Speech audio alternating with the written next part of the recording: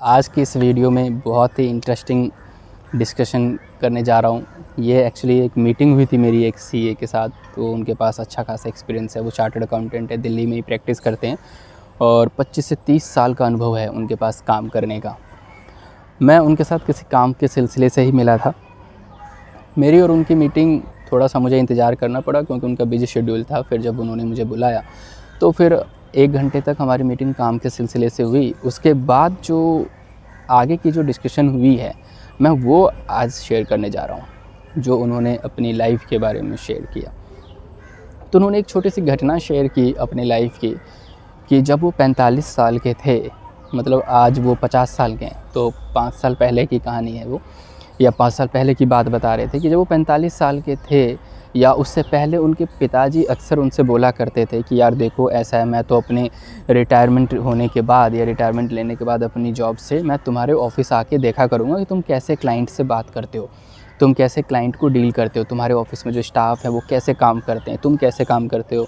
कभी तुम्हारे सिस्टर के घर चला जाया करूँगा, वहाँ पे थोड़ा सा टाइम स्पेंड किया करूँगा, कभी उसके बच्चों के साथ खेलूँगा, मैं वहाँ घूमूँगा वहाँ घूमूँगा। ये सारी चीज़ें उनके फ़ादर अक्सर शेयर किया करते थे। लेकिन अचानक से उनके फ़ादर को एक बहुत बड़ी बीमारी हो जाती है, कैंसर जैसी बीमारी हो जाती है, जो उस स्टेज में जाके पता चलता है कि इसका कोई इलाज नहीं होता है।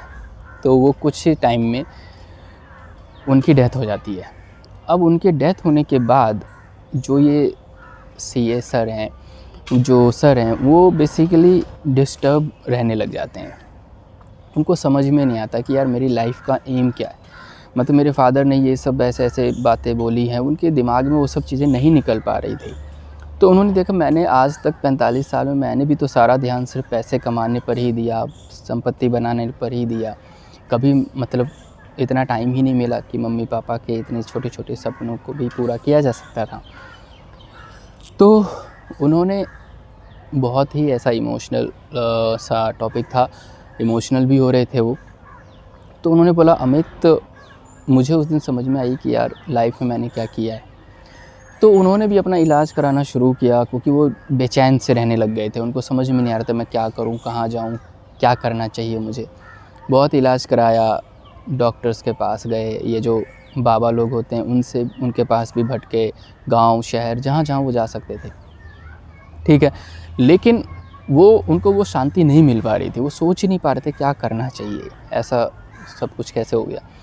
तो उनके एक कॉलेज के फ्रेंड मिले, उन्होंने बोला कि यार ऐसा है, देख तू उन सब चीज़ों की लिस्ट बना जो तू कॉलेज टाइम में करना चाहता था, जो तुझे बहुत अच्छी चीज़ें लगती थी। तो जैसे उन्होंने लिस्ट बनाना शुरू किया, हाँ, बैडमिंटन खेलना, दौड़ लगाना, सुबह घूमना, कहीं निकल जाना घूमने के लिए, मतलब ट्रैवलिंग पे जाना, है ना, फ़ोटोग्राफ़ी करना, साइकिलिंग करना, ये साइकिल चलाना, ये सब चीज़ें पसंद थी। तो उनके दोस्त ने एडवाइस किया, देखो जिस चीज़ में तुझे किसी दूसरे की ज़रूरत है ना, वो चीज़ इस लिस्ट से हटा दे। जैसे कि बैडमिंटन खेलना, तुझे फिर किसी साथी की ज़रूरत होगी, फिर वो साथी तैयार होगा या नहीं होगा, फिर वही सारी बातें आएंगी। तो जिसमें किसी अदर पर्सन की ज़रूरत है, ऐसी चीज़ों को हटाओ इस लिस्ट से। अब बात आती है साइकिल चलाना। अपनी साइकिल उठाओ और चला लो साइकिल, किसने मना किया है। दौड़ना है, सुबह उठो, रेडी तैयार हो और निकल जाओ, दौड़ के आ जाओ। आपको खुद की ज़रूरत है, ट्रैवल करना है, निकलो, गाड़ी उठाओ और ट्रैवल कर लो। फ़ोटोग्राफ़ी, कैमरा ख़रीदो और कैमरे से फ़ोटोग्राफ़ी शुरू कर दो। इन सब को करने में कोई रोक टोक तो है नहीं, तो क्यों नहीं करते, ये सब करना शुरू करो। उन्होंने ये सब करना शुरू किया और पिछले 5 साल में उनकी लाइफ बहुत चेंज हो गई है। अब वो सुबह 8 किलोमीटर दौड़ लगाते हैं जबकि वो 50 साल की एज में है। अब वो सैटरडे और संडे में 60 से 70 किलोमीटर की साइकिलिंग कर लेते हैं। दौड़ने का इतना शौक़ है कि अब वो मैराथन में भी पार्टिसिपेट करते हैं। काम उनका अब भी हो रहा है, सीए इन प्रैक्टिस है, अपने क्लाइंट का काम भी वो देख रहे हैं।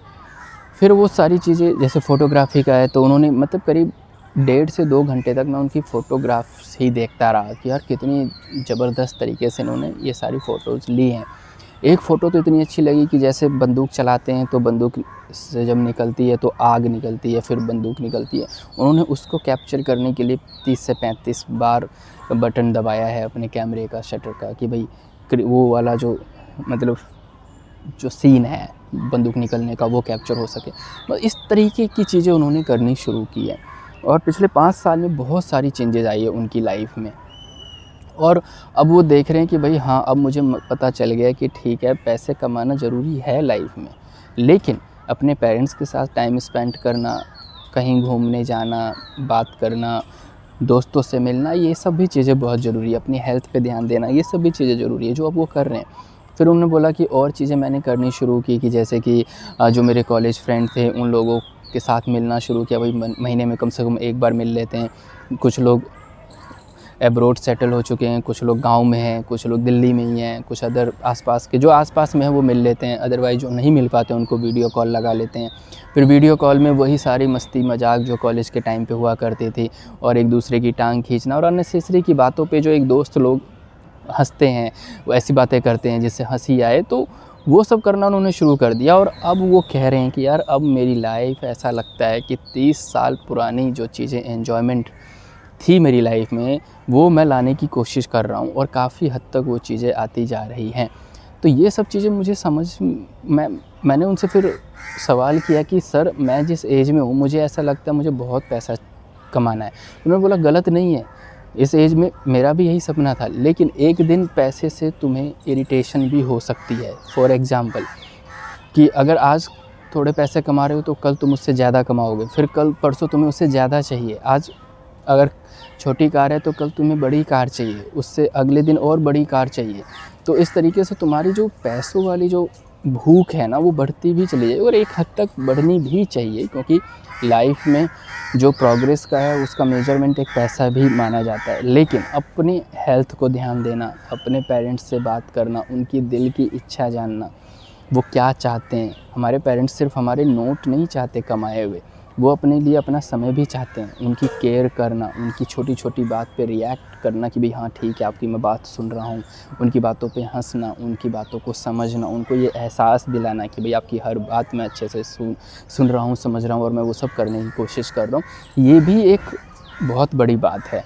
तो लाइफ में ये सब भी होनी चाहिए। अपने फैमिली मेम्बर में सबका एक ध्यान रखना, एक कैसे रिश्तों को भी बना के रखा जा सकता है। क्योंकि अल्टीमेटली क्या होता है ना कि जब आप बहुत अच्छी चाहे सैलरी भी ले रहे हो किसी कंपनी में, लेकिन अगर आपकी तबीयत ख़राब होती है, आप कुछ डिस्टर्ब होते हैं किसी भी चीज़ को लेकर, तो फैमिली वाले ही काम आते हैं। इवन आपकी खुद का भी काम है वो बहुत अच्छा चल रहा है, लेकिन उसमें भी अगर कुछ नुकसान हो गया तो आपके फैमिली मेम्बर या आपके आसपास के लोग, पड़ोसी, आस पड़ोस के लोग या कुछ क्लोज रिलेटिव्स, ये सब साथ काम देते हैं।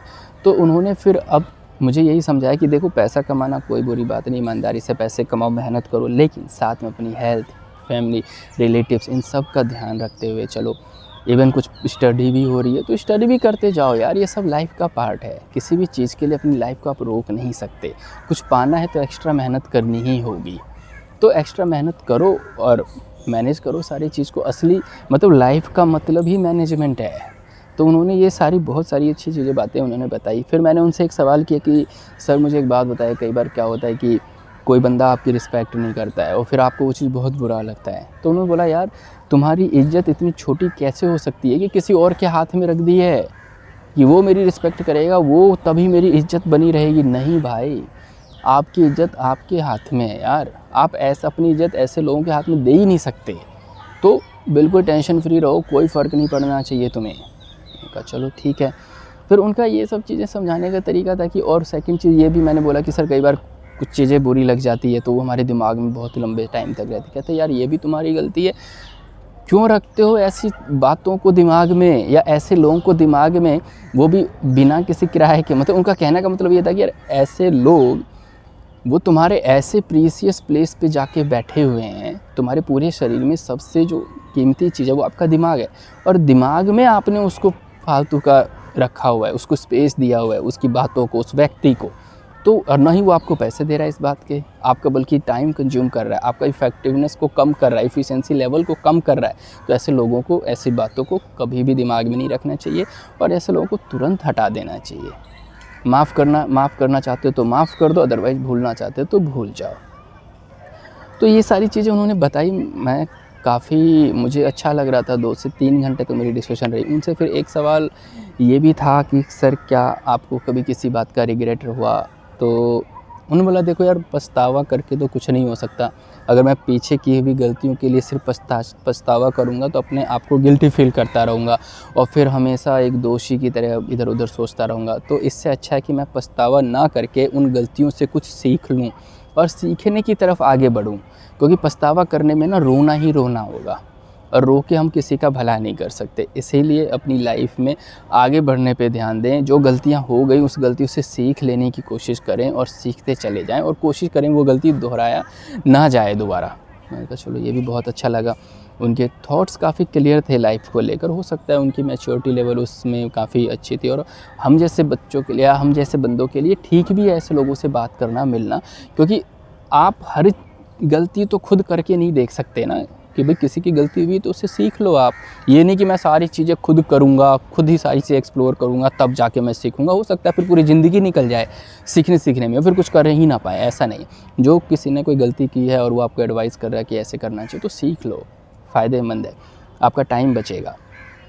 तो ये सारी चीज़ें थी जो मैंने उनसे सीखी और मैंने कोशिश की है कि वो सारी चीज़ों को कंपाइल करके इस वीडियो में डिस्कस करूँ आप लोगों से, और आप लोगों की लाइफ में भी इसका कुछ इम्पैक्ट होगा और आप लोग भी कुछ अच्छा करेंगे अपने लिए और अपने आस पड़ोस के लोगों के लिए। हाँ, एक और चीज़ है जो मैं भूल रहा हूँ, उनका ये कहना था कि यार सोसाइटी ने मुझे इतना सब कुछ दिया है, बचपन से मैं मतलब किसी चाचा के कंधे पे बैठ के स्कूल गया हूँ, किसी चाची ने मुझे खाना खिलाया है, या गांव के किसी लोगों ने मुझे मतलब सपोर्ट किया किसी भी चीज़ में, या फिर यहाँ पे भी लोगों ने, मेरे दोस्तों ने सपोर्ट किया, किसी ने भी, तो या सोसाइटी ने मुझे हेल्प किया है। तो अब टाइम आ गया है सोसाइटी को रिटर्न करने का। तो अब सोसाइटी के लिए कुछ करना है। जीवन का मकसद अब ये है कि अब सोसाइटी के लिए कुछ करना है। कोई अगर बच्चा है जो नहीं पढ़ पा रहा उसको पढ़ाना है, अनाथ बच्चों के लिए कुछ करना है, गांव में कुछ लोग हैं उनके लिए कुछ करना है, आस पड़ोस के लोगों के लिए कुछ करना है। तो रिटर्न करना है अब सोसाइटी को, अब उस पर ध्यान देना है। ये भी सही है। तो दोस्तों इस तरीके से मुझे बहुत अच्छा लगा उनसे मिलके, और मैं उनको थैंक यू भी बोलना चाहूँगा कि उन्होंने इतनी अच्छी सारी बातें बताई और मैंने आप लोगों से शेयर की है। दोस्तों अगर वीडियो अच्छी लगी हो तो प्लीज़ लाइक कीजिएगा, शेयर कीजिए, और मैं ऐसे ही इंटरेस्टिंग टॉपिक के साथ मिलूँगा मैं नेक्स्ट वीडियो में। तब तक के लिए गुड बाय दोस्तों, अपना ख्याल रखें।